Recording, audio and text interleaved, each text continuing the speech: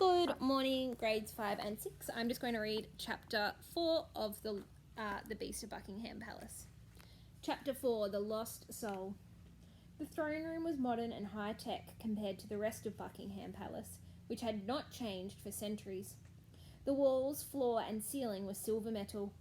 One side was covered with a giant television screen, affording any view of the palace imaginable from a roving, flying robot. In front of the screen was a figure slumped on the throne, the king. The man was only in his 50s, but he looked a good deal older. He had a long grey beard and deep dark circles round his eyes. His appearance had changed rapidly over the years. This once handsome, upright man, full of life and love and laughter, had become an empty shell. Alfred thought that something must have happened to him, something terrible, to make him like this. Father was a completely different man from how he'd been when Alfred was a toddler. It was disturbing to witness such a change in him. As always, the king was wearing his silk pyjamas and dressing gown. He never got dressed or shaved or even washed. You would never guess he was the king. Once he'd been a great guardian of the British people. Now he was seen as their enemy. Behind the king stood the Lord Protector, his long, thin fingers creeping onto the back of the throne. Lord Protector, what in the name of Great Britain do you think you are doing? Demanded the Queen. The Lord Protector looked past her and the two royal guards. He'd spotted the prince crouching behind them. Well, we have an uninvited guest, he purred. What? Demanded the Queen. She looked round to see her son lurking there. I'm sorry, Mama. The Queen was furious. Alfred, I told you to stay in your room. I know, but I couldn't just let them take you away, not without a fight. The Queen mouthed, I love you, to her son. The boy mouthed, I love you too, back. Father, shouted Alfred, they're taking Mama away. You have to stop them. The King turned to his son, but his eyes had an absence about them, as if there were a deep sadness that no one could reach. He was staring at Alfred, but seemed to look right through him into space. There appeared to be no thought or feeling within him. Your Royal Highness, began the Lord Protector, with respect, this is neither the time nor the place for one of such tender years. Please let me call your nanny. She can escort you safely back to your room. No, snapped the boy, finding a strength he didn't know he had. There's a picture of the Lord Protector. No. The Lord Protector had a way of being perfectly unruffled. No, I demand to know what you are doing with my mother. The Queen allowed herself a smile, as if to say, that's my boy. Father, please help us. The King held up his hands as if to say enough. At once his son noticed nasty cuts on the palm of his father's hand. He'd seen those before, although, when he asked, his father had no memory whatsoever of how they'd got there. The Lord Protector smirked. He spoke softly and slowly, not meeting the boy's anger.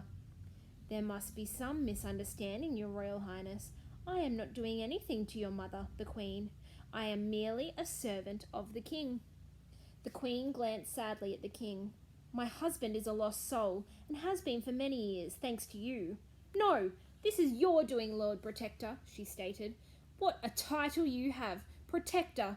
You protect nothing and nobody other than yourself. You are destroying this kingdom, but you are not going to destroy me. The Lord Protector smiled and sighed. Please forgive me, Your Majesty, but you are quite wrong. This is not my doing. Your arrest is the direct order from your husband, the King.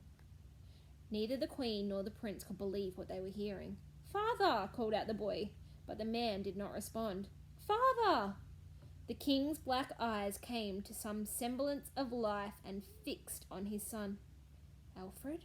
Is that you? He asked. Yes, Father, it's me, your son, Alfred. It had been days since he'd seen his father, and he seemed more distant than ever. What are you doing, Father? Mother is being taken away by the guards, and the Lord Protector says that it is on your direct order. The King gathered his thoughts and began. He spoke slowly and softly.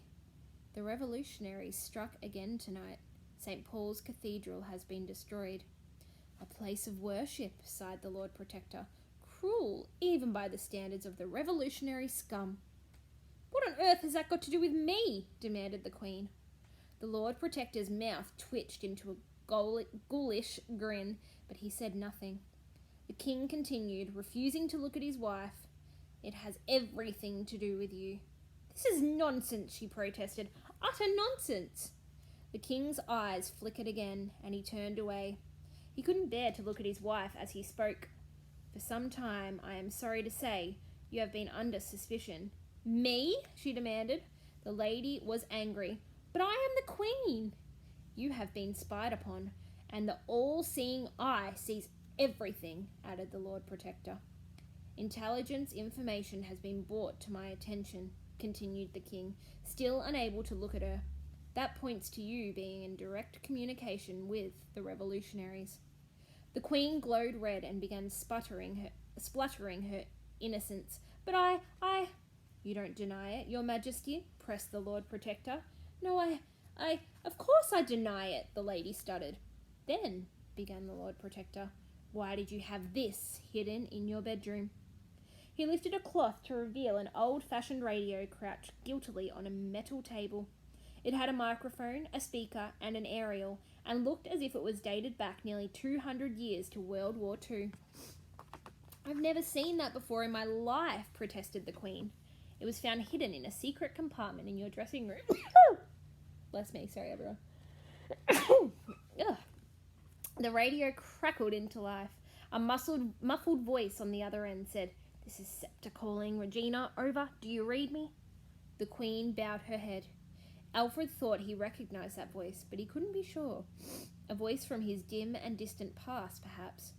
Regina, the Latin word for queen, began the Lord Protector. Hundreds of coded messages going back and forth over the last few weeks. Here in the throne room we intercepted them all.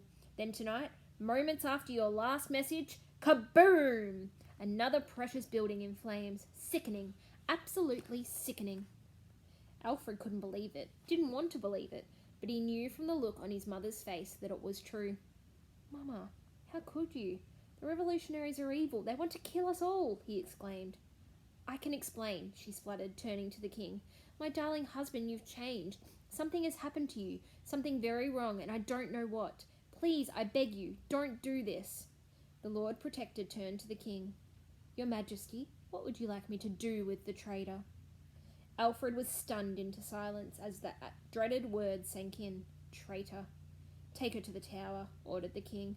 No, screamed the Queen. Henry, it's me, your wife, the mother of your child. I love you. Why are you doing this to me? Or is this really all the work of the Lord Protector? He has you under some kind of spell. On the Lord Protector's nod, the royal guard seized her arms tightly and began dragging her out of the room. Mama, cried Alfred, and he reached out to grab her hand. But before he could, a guard shoved him away. Ah! The boy fell to the floor. Thud. You are now the kingdom's only hope, said the Queen. Goodbye, Lionheart. Alfred watched as the huge metal doors to the throne room slid open, whoosh, and closed behind her. His mother was gone, perhaps forever. The Lord Protector paced over to the prince. There, he said, reaching out to comfort him. No, I don't want you. I want Mama back. Please, I beg you. Your Royal Highness, I realise this is deeply upsetting news, that your mother, the Queen, is a traitor. But I want you to know that I am always here for you. I am, and will forever be, your loyal servant. If you need to talk about your feelings, you know my door is always open, as it has been to your father. Please leave me now, said the King, still staring off into space. I need to be alone. Of course, your Majesty, replied the Lord Protector. He took the prince tightly by the hand. This must be a difficult time for you, more than any of us. Still holding the boy's hand tightly, he made his way over to the metal door.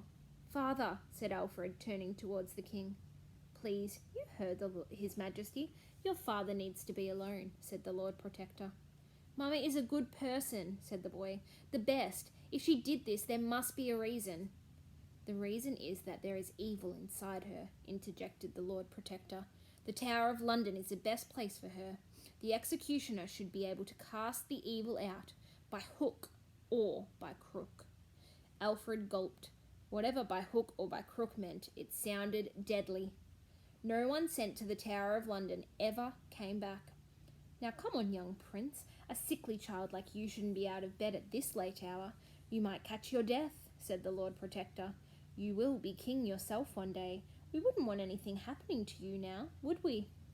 The huge metal door slid open, whoosh, and he led the boy out of the throne room. Alfred allowed himself one last glimpse of his father. He was searching for a flicker of kindness in his eyes, a shadow of the man he used to be. But there was nothing. And that's the end of the chapter. Happy reading and have a great day, and good luck with your activity. Bye.